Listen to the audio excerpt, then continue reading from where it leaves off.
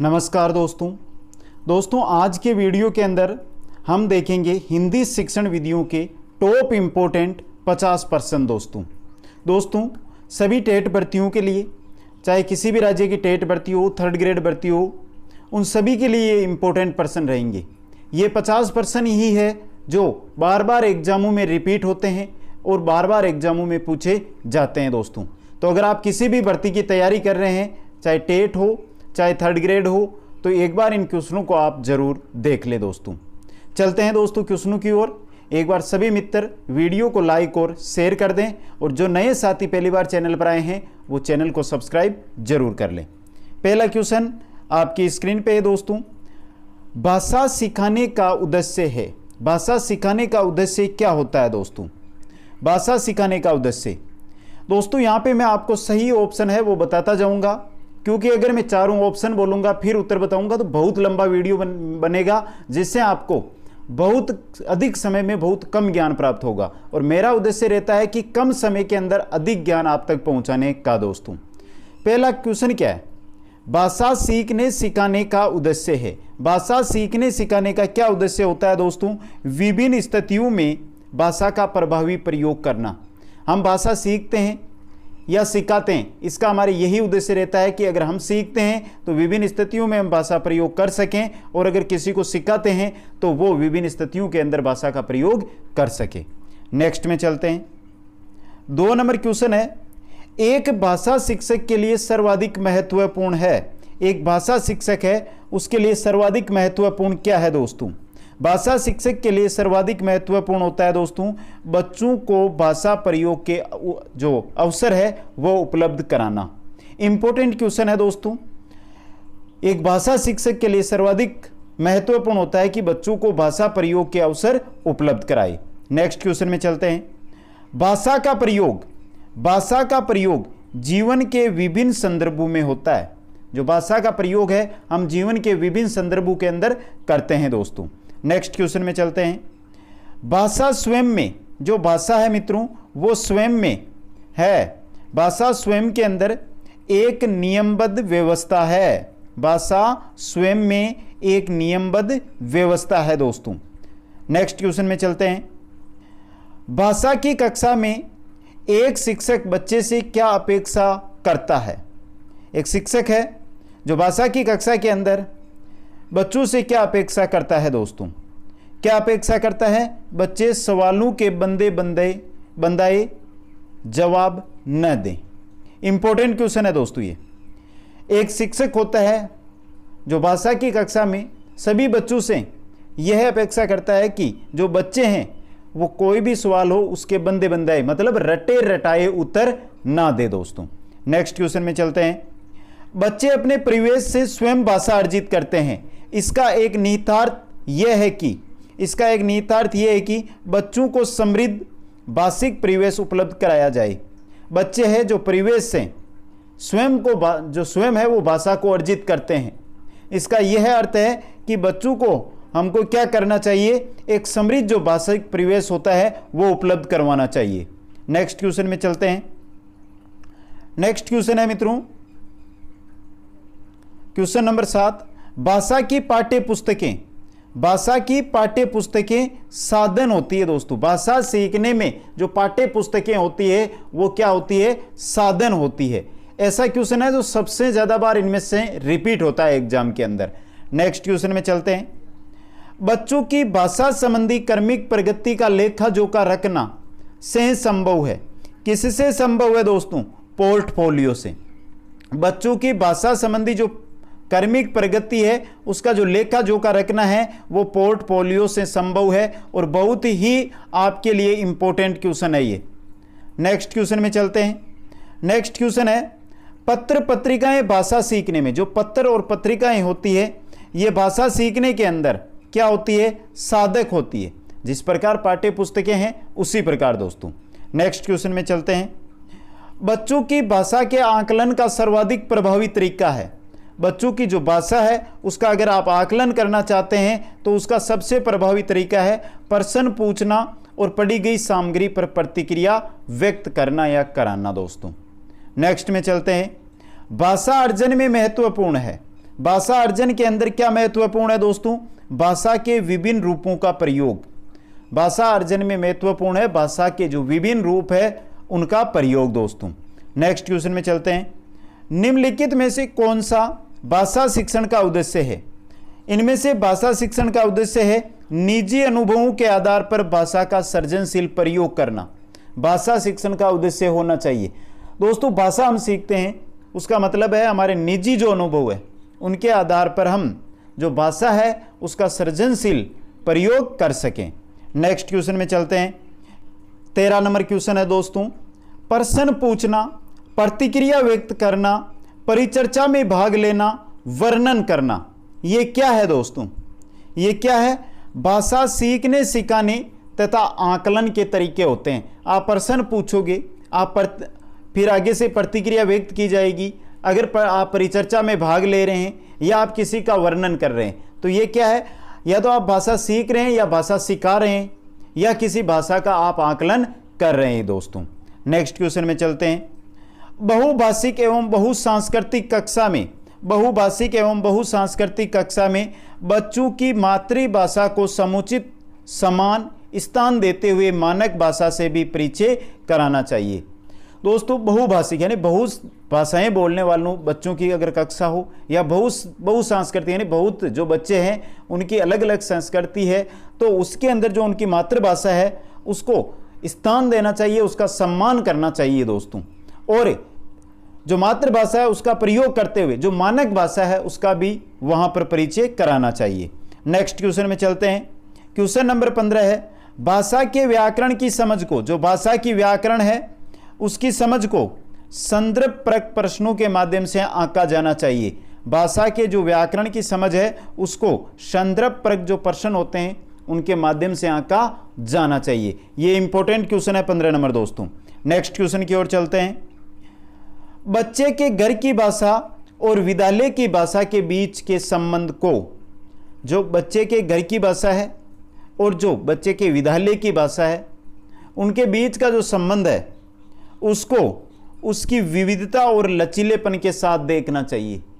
विविधता, दोनों में क्या विविधता है, और ये नहीं कि आप कठोरता अपनाए वहां पर उनको लचीलेपन के साथ आपको देखना चाहिए। 3 नंबर ऑप्शन सही रहेगा। नेक्स्ट क्वेश्चन में चलते हैं। पहले बच्चे के लिए लिपिबद्ध और उनसे जुड़ी ध्वनियां क्या होती थी यह बताना है। जो लिपिबद्ध और उनसे जुड़ी हुई जो ध्वनियां थी वो क्या होती थी दोस्तों? निरर्थक होती थी, निरर्थक होती है। पहले बच्चे के लिए लिपिबद्ध और उनसे जुड़ी हुई ध्वनियां निरर्थक होती है। नेक्स्ट क्वेश्चन में चलते हैं। बच्चे की भाषा के संदर्भ में कौन सा कथन सही है? बात किसकी हो रही है कि बच्चे के जो भाषा है उसके संदर्भ में इनमें से कौन सा कथन है जो सही है दोस्तों? बच्चों के भाषा में बहुत अधिक व्याकरणिक त्रुटियां होती है, यह सही है दोस्तों। और बच्चों की नहीं, बड़ों की भी हम बात करें तो भी दोस्तों व्याकरणिक त्रुटियां हर जगह मिल जाती है, लेकिन आपको सही आंसर यही रखना है कि बच्चों के भाषा में बहुत अधिक व्याकरणिक त्रुटियां होती है। नेक्स्ट क्वेश्चन में चलते हैं।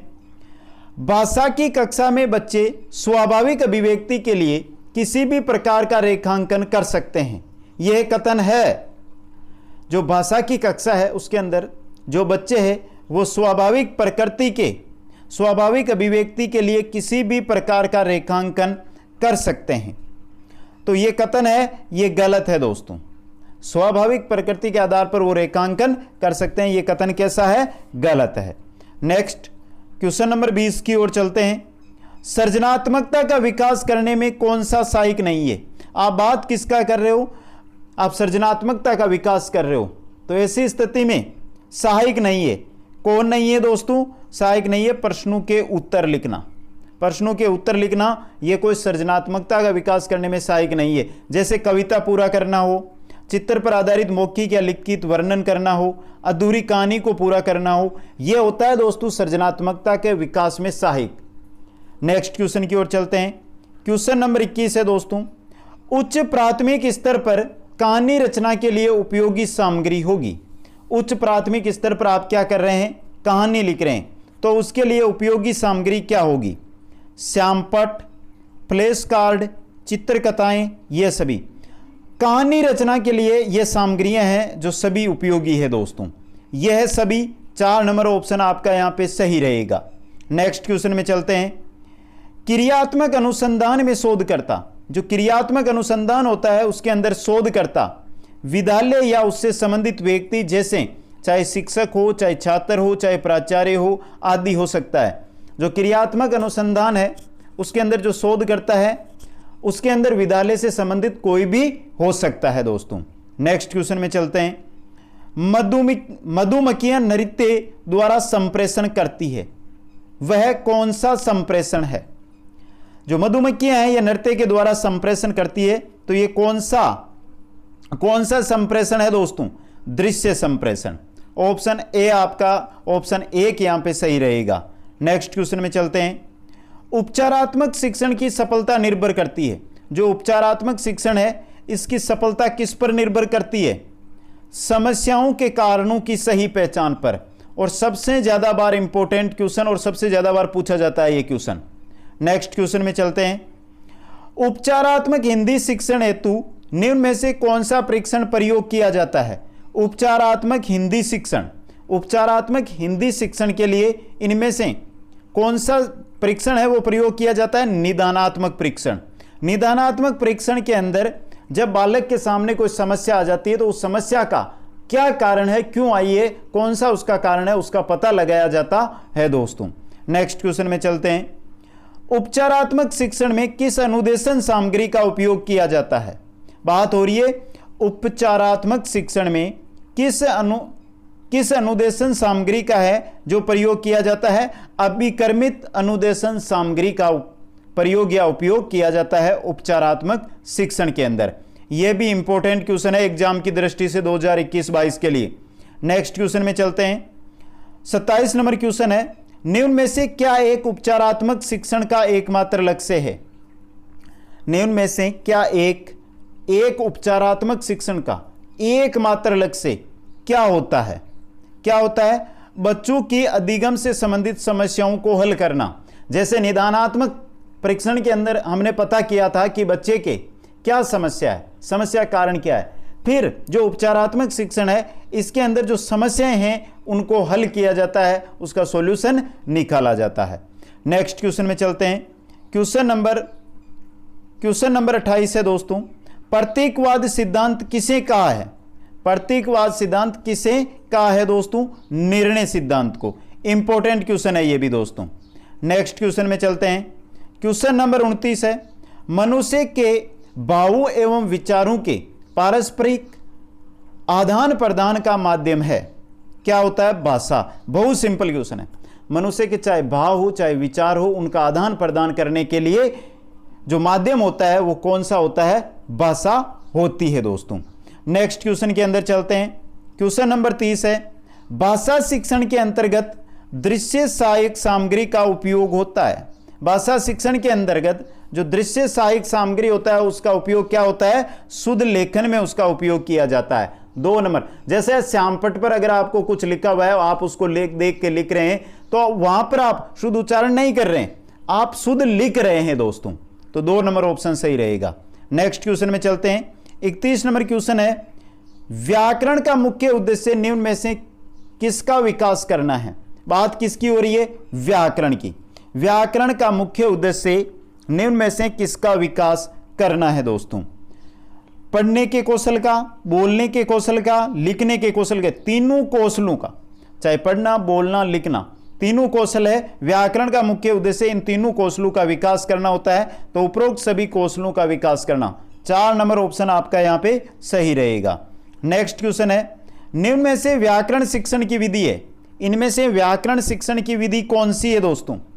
सिद्धांत विधि, आगमन विधि, प्रत्यक्ष भाषा शिक्षण विधि, ये तीनों ही व्याकरण शिक्षण की विधियां हैं, तो 4 नंबर ऑप्शन आपका यहां पे सही रहेगा, उपरोक्त सभी। नेक्स्ट क्वेश्चन में चलते हैं। संप्रेषण कौशल का विकास करने में व्याकरण की भूमिका होती है। जो संप्रेषण कौशल है उसका विकास करने में व्याकरण की क्या भूमिका होती है दोस्तों? व्याकरण की क्या भूमिका होती है? शुद्ध भाषा का प्रयोग करना, अशुद्ध उच्चारित भाषा का प्रयोग करना, यहां पे पूछा क्या है कि जो संप्रेषण कौशल है उसका अगर आप विकास करना चाहते हैं तो उसमें व्याकरण की क्या भूमिका होगी, शुद्ध भाषा का प्रयोग करना। नेक्स्ट क्वेश्चन में चलते हैं। क्वेश्चन नंबर 34 है, लेखन कौशल के विकास में व्याकरण का महत्व है। लेखन कौशल के में जो लेखन कौशल का विकास है उसके अंदर व्याकरण का क्या महत्व है, क्या महत्व है दोस्तों, देखते हैं। वर्तनी संबंधी समस्याओं का समाधान करना व्याकरण का महत्व है। विराम चिन्हों के गलत प्रयोग किया जाता है उसका समाधान करना, यह भी व्याकरण का महत्व है। कठिन शब्दों के प्रयोग की समस्या का समाधान करना, यह भी व्याकरण का महत्व है। तो 4 नंबर ऑप्शन उपरोक्त सभी यहां पे क्या रहेगा, आपका सही रहेगा। नेक्स्ट क्वेश्चन है, क्वेश्चन नंबर 35 है, गद्य साहित्य का क्षेत्र, जो गद्य साहित्य इसका क्षेत्र है वो क्या होता है, व्यापक होता है दोस्तों। गद्य साहित्य का क्षेत्र व्यापक होता है, ये इंपॉर्टेंट क्वेश्चन है दोस्तों एग्जाम की दृष्टि से। नेक्स्ट क्वेश्चन में चलते हैं। क्वेश्चन नंबर 36 है, एनसीएफ ने जोर दिया है, एनसीएफ ने किस पर जोर दिया है, एनसीएफ ने क्रिया आधारित शिक्षा पर जोर दिया है दोस्तों। यह बहुत ही इंपॉर्टेंट क्वेश्चन है, एनसीएफ ने क्रिया आधारित शिक्षा पर जोर दिया है। नेक्स्ट क्वेश्चन में चलते हैं। सतत समग्र मूल्यांकन में, सतत और समग्र मूल्यांकन है उसमें C1 ग्रेड मिलता है। कितने प्रतिशत वाले को C1 ग्रेड सतत एवं समग्र मूल्यांकन के अंतर्गत दिया जाता है दोस्तों, तो 51 से लेके 60% के मध्य जिनके प्रतिशत बनते हैं उनको C1 ग्रेड दिया जाता है। 4 नंबर ऑप्शन आपका सही रहेगा। नेक्स्ट क्वेश्चन में चलते हैं। नेक्स्ट क्वेश्चन है, सतत एवं समग्र मूल्यांकन में समेटिव 2 को भारांकन दिया गया है। समेटिव 2 सेमेस्टर 2 का भारांकन कितना है दोस्तों, कितना होता है सेमेस्टर 2 का, 40%। ऑप्शन 3 आपका यहां पे सही रहेगा। नेक्स्ट क्वेश्चन में चलते हैं। निम्न में से गद्य की विधा नहीं है, इनमें से गद्य की विधा कौन सी नहीं है दोस्तों। यहां पे बात हो रही है हमारे गद्य की कि निम्न में से गद्य की विधा नहीं है, तो यहां पे गद्य की विधा आपकी कौन सी नहीं है, जीवनी, ये कोई गद्य की विधा नहीं होती। बाकी निबंध, कहानी और रचना, ये तीनों की तीनों है जो आपके गद्य की विधाएं होती है। 40 नंबर क्वेश्चन में चलते हैं। शिक्षण की दृष्टि से निबंध अध्ययन का पाठ है, शिक्षण की दृष्टि से जो निबंध है, निबंध अध्ययन का पाठ होता है, कौन सा होता है दोस्तों शिक्षण की दृष्टि से निबंध अध्ययन का पाठ, गहन अध्ययन। ऑप्शन नंबर 1 है जो आपका यहां पे सही रहेगा। चलते हैं नेक्स्ट क्वेश्चन की ओर।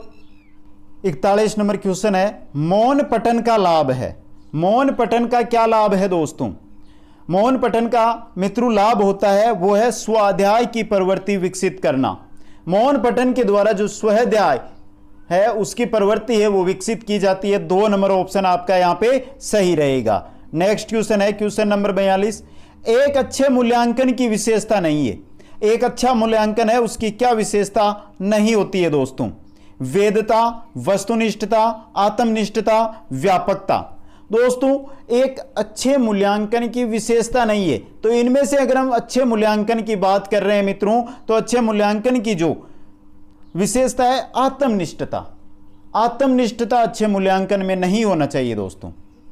ऑप्शन 3 सही रहेगा। नेक्स्ट क्वेश्चन में चलते हैं। रचना शिक्षण का उद्देश्य है। मित्रों अगर किसी भी क्वेश्चन में कोई भी संशय है तो कमेंट कर देना, यह नहीं है कि आप कमेंट ना करो, कमेंट जरूर करना, उसका उचित सुझाव आपको दिया जाएगा दोस्तों। तो रचना शिक्षण का उद्देश्य है, रचना शिक्षण का उद्देश्य क्या होता है, साहित्य सृजन की प्रेरणा देना। 1 नंबर ऑप्शन है जो आपका यहां पे क्या रहेगा, सही रहेगा। नेक्स्ट क्वेश्चन है क्वेश्चन नंबर 44, इस विधि में मातृभाषा के माध्यम से किसी नवीन भाषा को पढ़ाया जाता है। कौन सी विधि के संदर्भ में कहा गया है, इस विधि के अंदर मातृभाषा के माध्यम से किसी नवीन भाषा को पढ़ाया जाता है, तो ये कौन सी विधि की यहां पे बात की जा रही है दोस्तों, प्रोक्स विधि की। 4 नंबर ऑप्शन आपका यहां पे क्या रहेगा, सही रहेगा दोस्तों। आगे चलते हैं दोस्तों नेक्स्ट क्वेश्चन की ओर, क्वेश्चन नंबर 45 की ओर। क्वेश्चन नंबर 45 है, प्राथमिक स्तर पर भाषा सीखने सिखाने का अर्थ है। प्राथमिक स्तर पर भाषा सीखे या भाषा सिखाएं का क्या अर्थ है, भाषा का प्रभावी प्रयोग। मतलब भाषा सीखने या सिखाने का मतलब होता है प्राथमिक स्तर पर कि भाषा का हम प्रभावी प्रयोग कर सके। नेक्स्ट क्वेश्चन है, बच्चे सामाजिक अंतःक्रिया से भाषा सीखते हैं, यह विचार किसका है। बच्चे हैं जो सामाजिक अंतःक्रिया से भाषा सीखते हैं, यह विचार था वाइगोत्स्की का। 4 नंबर ऑप्शन आपका यहां पे सही रहेगा। नेक्स्ट क्वेश्चन में चलते हैं। प्राथमिक स्तर के बच्चों में भाषा विकास की दृष्टि से सर्वाधिक महत्वपूर्ण है। प्राथमिक स्तर के जो बच्चे हैं उनमें भाषा विकास की दृष्टि से सर्वाधिक महत्वपूर्ण क्या है दोस्तों? सर्वाधिक महत्वपूर्ण होता है वहां पर, वो होता है दोस्तों आपके बाल साहित्य। 2 नंबर ऑप्शन है जो आपका यहां पे सही रहेगा। नेक्स्ट क्वेश्चन में चलते हैं। भाषा सीखने और भाषा अर्जित करने में मुख्य अंतर का आधार क्या है? आप भाषा सीख रहे हैं या भाषा अर्जित कर रहे हैं, इसमें जो मुख्य अंतर है उसका आधार क्या है? भाषा का परिवेश। 1 नंबर ऑप्शन है जो आपका यहां पे सही रहेगा। नेक्स्ट क्वेश्चन में चलते हैं। क्वेश्चन नंबर 49 है दोस्तों। 49 नंबर क्वेश्चन है। उच्च प्राथमिक स्तर पर बच्चों के भाषा विकास के लिए जरूरी है कि समृद्धि का भाषा व अन्य विषयगत शिक्षण युक्ति में उपयोग किया जाए। तो दोस्तों क्वेश्चन को समझे, इंपॉर्टेंट क्वेश्चन है और सही रहेगा आपका, वो रहेगा कि भाषिक समृद्धि का भाषा एवं साहित्य व अन्य विषयगत युक्तियों में उपयोग किया जाए। 2 नंबर ऑप्शन आपका यहां पे क्या रहेगा? सही रहेगा। और चलते हैं मित्रों अंतिम क्वेश्चन की ओर। 50 नंबर क्वेश्चन है। अगर किसी भी क्वेश्चन में संशय है तो कमेंट कर दें सभी मित्र एक बार। भाषा अर्जित करने के संदर्भ में सर्वाधिक महत्वपूर्ण है, क्या महत्वपूर्ण है? समृद्ध भाषा परिवेश। ऑप्शन 1 आपका यहां पे सही रहेगा। तो दोस्तों हिंदी शिक्षण विधियों के ये 50 बहुत ही इंपॉर्टेंट क्वेश्चन आपके सामने रखे हैं। अगर आपको अच्छे लगे हैं, पसंद आए हैं, तो एक बार शेयर जरूर कर दें और वीडियो को लाइक जरूर करें। कमेंट करके बताएं कि ये क्वेश्चन आपको कैसे लगे। आप सभी को बहुत बहुत धन्यवाद।